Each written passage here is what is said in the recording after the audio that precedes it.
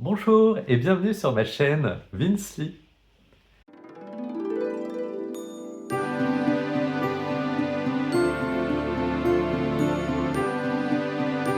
Je suis content de vous retrouver aujourd'hui pour vous parler de ma dernière lecture, un livre qui m'a transporté, bouleversé.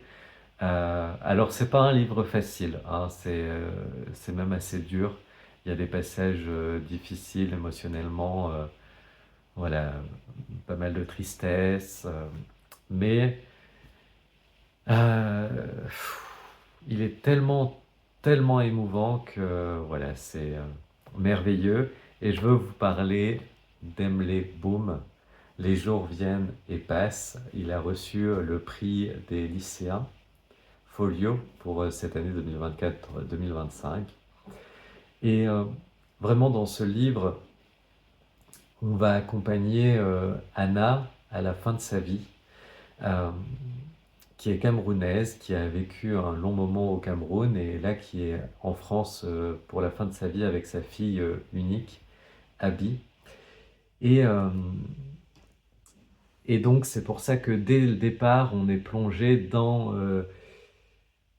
la fin de vie, un sujet aussi douloureux, voilà, avec l'hospitalisation, les soins, le corps médical qui n'est pas toujours non plus délicat dans les annonces qu'il peut faire et dans les prises en charge. Et donc voilà, Anna, elle va du coup refaire le bilan de toute sa vie et c'est là qu'on va la suivre. On va également suivre sur une petite partie Abby, qui est sa fille, et on va se plonger dans cette société camerounaise avec les écarts entre les générations, aussi bien les générations de femmes que les générations d'hommes dans les évolutions de chaque genre et, et, et les héritages qui sont vécus différemment, l'émancipation aussi des femmes. Euh, voilà, Anna est assez libre dans sa vie. Elle est née pauvre. Il y avait une certaine forme de malédiction sur sa famille où les mères mouraient quand elles arrivaient au terme de leur grossesse. Et avec elle, ça va basculer justement parce qu'elle va pouvoir ben, survivre, avoir sa fille, parvenir à s'émanciper avec une bonne sœur qui va lui donner sa chance, mais il va y avoir ce dilemme-là entre l'héritage traditionnel avec la vie des esprits et toute la spiritualité propre à son peuple et le catholicisme qui va être importé dans le pays et qui va un peu tout balayer sur son passage et qui ne va pas tenir compte des identités des personnes. Après, on va suivre un petit peu Abby dans sa vie de femme par rapport à son héritage, sa vie avec l'homme avec lequel elle va fonder sa famille, les déboires qu'ils vont connaître dans leur vie de couple. Voilà, et c'est donc on va voir ce point de vue-là d'Abby et ensuite l'analyse d'Anna sur la vie du Cameroun, sa vie de femme, sur sa vie de mère, son héritage, encore une fois. Et tout ça, j'ai trouvé ce livre tellement riche qu'il m'a transporté. Et donc, après, vers la fin du roman, je ne veux pas vous spoiler, mais on, ça fait partie du résumé. On va aussi avoir le témoignage de Tina, c'est ça, qui est rescapée d'un camp de Boko Haram, donc un groupe terroriste islamiste euh, qui œuvre dans la région, mais qui est sur plusieurs pays. le Nigeria, le Niger, le Tchad, le Cameroun, et un petit peu, j'en oublie certainement, je suis pas très calé dans la géographie africaine de tête. Euh, et donc, voilà, il va y avoir ce témoignage à la fin qui est une telle claque dans le... Je sais pas comment l'autrice a travaillé, mais c'est une plongée dans l'horreur, dans le cheminement aussi de la radicalisation, comment l'imam qui va recruter ces jeunes gens, donc Tina et son groupe d'amis, va œuvrer pour les embrigader, les conduire dans ce camp-là, et puis après toute l'horreur qui en découle avec les attentats suicides, l'utilisation d'enfants, de femmes comme chair à canon, de jeunes hommes aussi. Enfin voilà, c'est vraiment très violent, très dur, mais c'est pas que violent. C'est ce que je veux dire, c'est que il y a aussi, de par les personnages, une certaine forme d'analyse, de remise en question, de questionnement de l'héritage, de l'éducation, des manquements qui ont conduit à tout ça.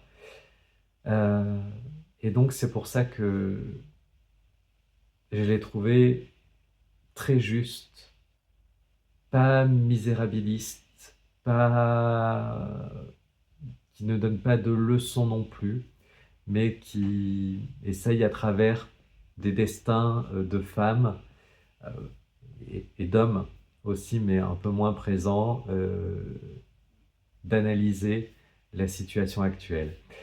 Aussi bien dans la société camerounaise que un petit peu dans la société française, parce que Abby va se marier avec un, un homme rencontré en métropole, donc d'une famille catholique, voilà, pratiquante, où le patriarche écrase un peu tout le monde, ses fils comme sa femme.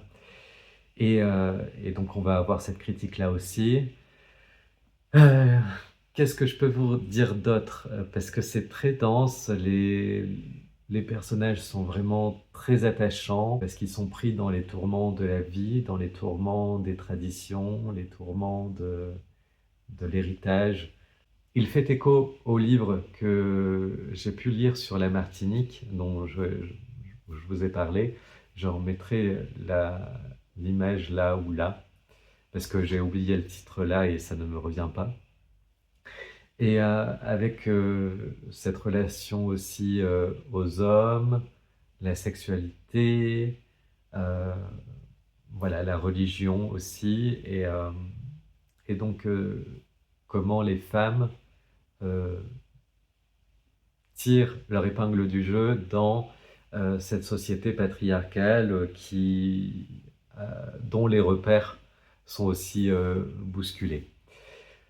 Euh, Et j'apprécie parce que Anna, à la fin, elle pourrait avoir des jugements et je trouve qu'elle ne juge pas, qu'elle apporte une analyse, mais sans jeter la pierre alors qu'elle pourrait le faire. Voilà. Je vous en dis pas plus parce que je vous laisserai le découvrir, mais oui, elle pourrait juger, être sans concession, mais voilà, on est tous et tous les personnages sont pris dans leurs contradictions et elle ne juge pas, elle analyse et elle essaye de tirer les enseignements des manquements de chacun, mais aussi des forces et donc c'est ce que j'ai trouvé chouette dans ce livre-là. Je comprends qu'il ait reçu le prix des lycéens parce que même s'il est dur, qu'il y a une très dur, assez violent parfois, il y a cette douceur qui en émane et ce non-jugement, cette bienveillance.